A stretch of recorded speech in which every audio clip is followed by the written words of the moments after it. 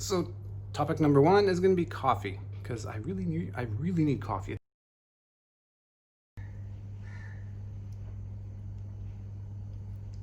On to topic number two. So you guys might have heard of PachRay, right? So there's your typical PachRay quad. I'm not going to review it. All I'm going to say is I am still loving this damn thing after having flown it for God knows how many packs. I'm at the point where I've lost count how many packs I've flown through it. It's a super amazing quad. This frame is really larger than the sum of its parts, and the parts that go into this frame are just as important as the frame itself. So the PachRay is basically, I would say, you should consider it as a whole unit because of the frame and the motors and this flight controller and the tune that's on here and the little PETG cover that is really protective and has little mounts on it, and it's a whole system of good stuff that when you put it all together, you know, that's what makes it fly really good, and it just flies really good. That it flies a lot like a 5-inch. Like, it's got some float, but it's also got a really nice sink rate on it. Like, you know, you pitch it up in the air and you can still feel the quad when it's coming down. So gives you a sense of mass and inertia and all that stuff when you're flying, which lets you, first of all, do better moves because you can predict how the quad is gonna, you know, if you punch it, you know how much it's gonna go up, but you also kind of know how that quad is gonna sink down. And that lets you sort of start planning out all these crazy maneuvers and everything you can do. The ultimate for me has always been this. This is not your typical naked GoPro 6. What you're looking at here is a full-on naked GoPro Hero 8 Black. Now, the reason that I have always been super stoked on the idea of a naked Hero 8 Black is because the Hero 8 Black gets you the absolute best image quality, period, that you can get from an FPV drone. Period. There's no better quality. It's a super flexible camera that does really well in all the lighting conditions, and this guy has the stabilization built into it. And the Hyper Smooth 2 on this camera is really great for FPV. It generally plays very, very well with FPV quads, no matter what kind of flying you're doing or what kind of freestyle you're doing. And where that stabilization becomes really important is that these little quads, you know, they are light, so they get thrown around by the wind a little more. They will sometimes have a little bit of prop wash or whatever. For whatever reason, I don't know why, that just seems to be physics. So what the stabilization does on these guys is it's gonna filter out all those little wobbles and bobbles and wind thingies and tiny little aberrations that happen in your video when you're flying one of these little guys. Which means that suddenly you can get like top quality, absolute top-notch video out of a tiny little quad like this.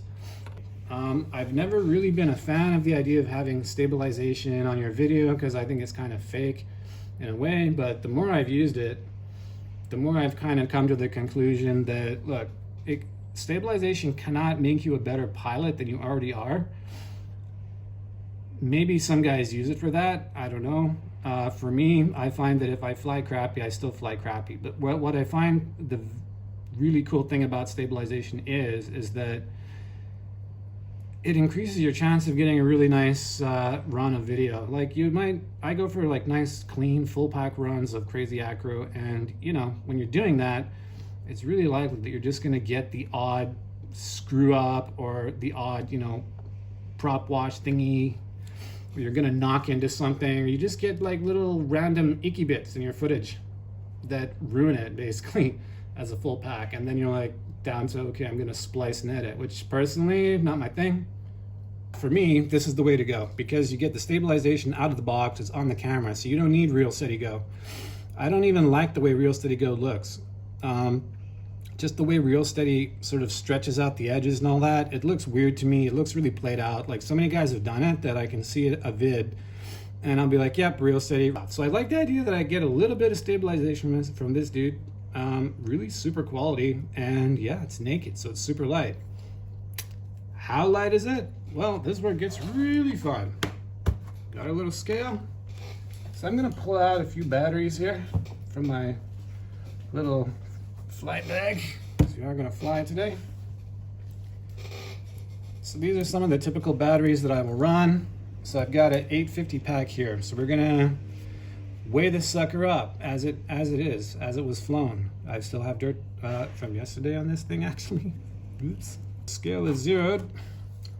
So let's put this boy on here and let's make sure all the little thingies are tucked up so that I get an accurate weight. So in this configuration with this battery, this quad's coming in at 243 grams. Ooh, oh yeah, well, let's not get too excited yet. So that's with that battery. 243 grams for a quad that weighs 243 grams, whatever. 243 grams is a nice weight, I think, for a quad with the thrust that this guy's got. So now I'm gonna put on another similar battery. I think this is one of Pach's DIY batteries. I'm gonna tuck that up in here. I'm gonna stick that on there. Hello, Tuna, what's up? All right, will it balance? I don't know, let's see. So with this particular battery, it's coming out at 249 grams. So yeah, the lipo is obviously, you know, lipo to lipo, you're gonna have a weight variance, but that's that. Last but not least, let's plonk a little guy on it. And yeah. I'm gonna kind of fudge this a bit so that the quad won't tip, hopefully, because that seems to happen a lot. And so with this battery, this is a 550 4S battery. Balance. You gotta tuck the things too. See, if you tuck the things wrong, then the weight will come out lower than it should be. I'm not about fake weight numbers. So the weight here is looking to be 192 grams with the little battery. So this is where it gets even more interesting in my opinion. So I've tested it out, and with this little battery and the naked GoPro flying full on crazy freestyle, I'm getting a flight time of about 4.5 minutes full rip with a little micro battery. When I go to these bigger batteries, I tested that out too, and full rip freestyle style flying gets you about 6 minutes on a, you know, 850, 900, whatever, 800, 900, 850, whatever, that range of battery. I don't even know what this is, it's homemade. So 6 minutes of flight time, full crazy bloody freestyle is nuts. That's a really good flight time. The quad does not care, it likes it, it doesn't have any problems with that. So why is that a big deal? Because that kind of flight time is just as good as you're gonna get on any friggin' 5-inch or 6-inch on 6S, whatever it is, equal flight times. But not only that, the performance from this thing with the little naked camera on it is right up there with any 5-inch, 6-inch, whatever kind of quad. Maybe not as good as a full-on race quad, but these things have punch. They have a ton of power. Like, you can go up and dive buildings, no problems whatsoever with this guy. So performance-wise, it's on par with the bigger quads. Now let's consider that we're also getting the same video quality as the bigger quads as well. But meanwhile, batteries are smaller, so they charge quicker, they're lighter to carry around with you and all that stuff. And in those countries where you have that 250 gram limit, this guy's basically a stealth quad, meaning that the law don't care. You don't need any licenses or anything like that. So with this setup and that battery, you basically have a quad that has the performance of the best, like 5 or 6 inch quads, but it is completely legal. No need to register it. And you're getting the video quality out of it. You're getting the same flight times out of it. You have options too, so you can go bigger battery, smaller battery, whatever.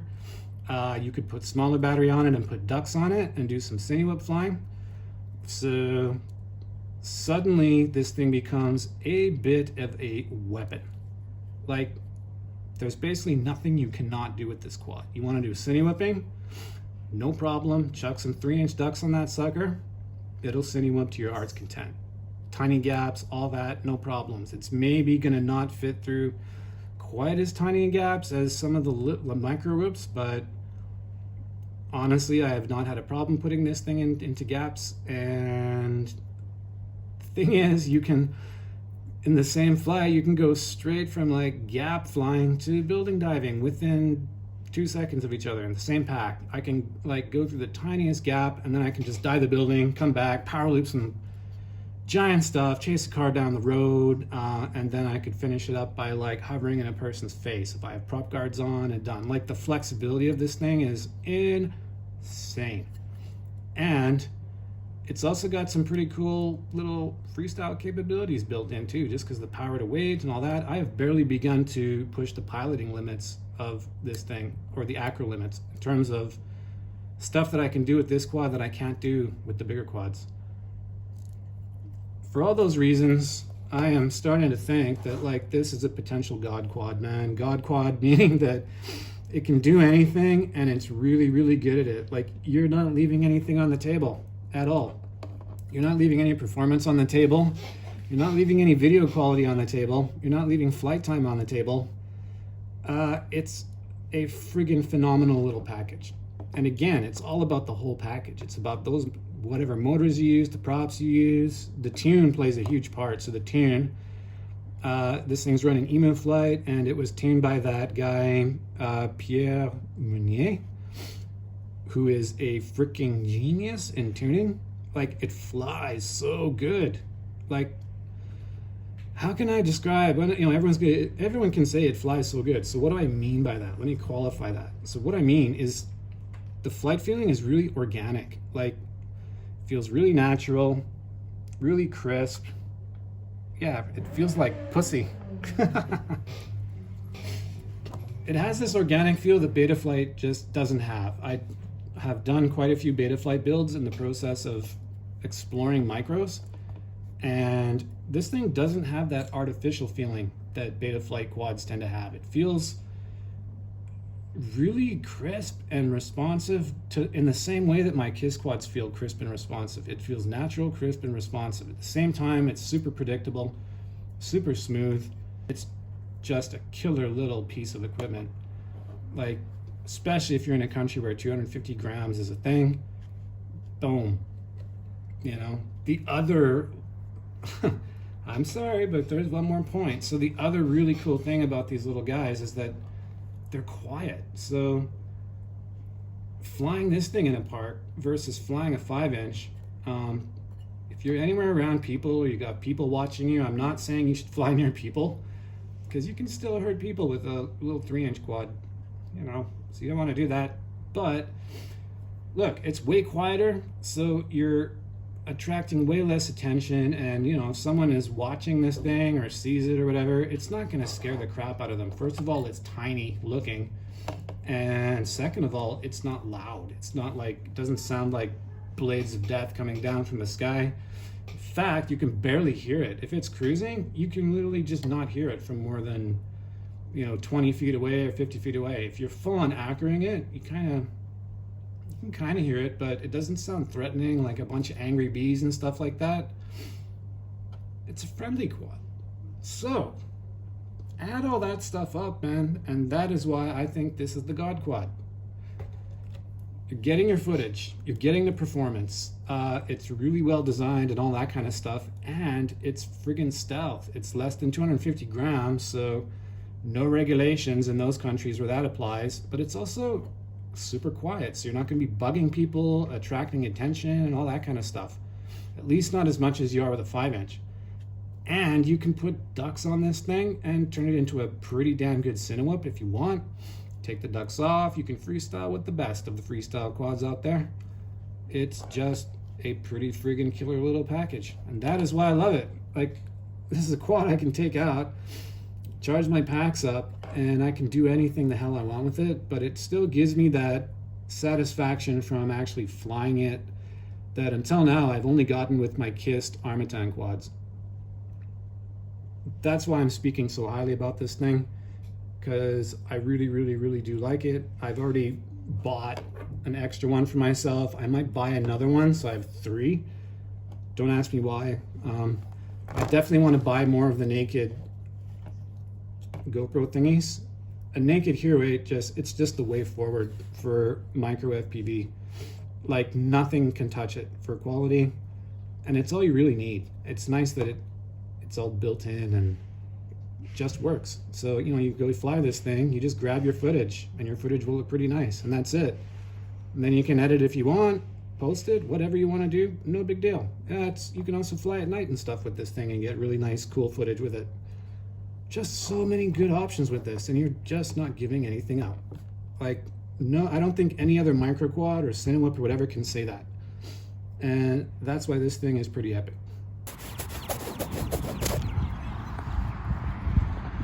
Oh wow, what happened there? All right, so we're out in the field now. Typical case in point, we're out in a field, and I don't know if you guys can see it or not, probably not, but basically we've got a little breeze going on over in the tree, so I'm gonna be flying from where I am over to there. And yeah, we got a little bit of a breeze, not a big one, you know, 10 kilometers per hour, minor breeze. So getting back to what I was saying about the stabilization, canceling out breezes, typically you're gonna find wind, right? Out in the real world. So if you're out in a field or you're out, usually outdoors and in non-urban places. Like for me, if I'm out in the desert or the mountains or whatever, you're gonna tend to find random breezes here and there, and you know, depending on the weather, they're gonna be stronger or not as strong. And I find that those little breezes, particularly for the mini quads or the micros, is when it comes to these guys, they just tend to be a little bit more susceptible? These little micros basically tend to be a little more susceptible to wind oscillations than even the big quads.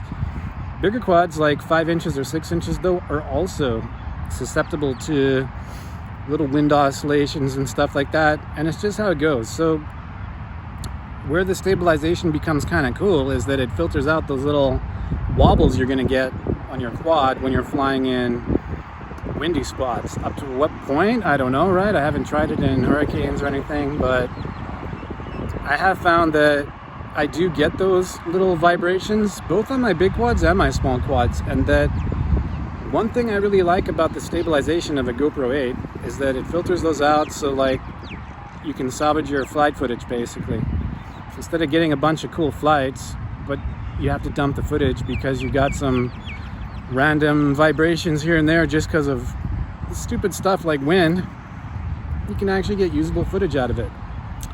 But beyond that, there's the whole quality of the GoPro thing. So I want to explore that now. I have a bit of good light here for a little while, so I need to capitalize.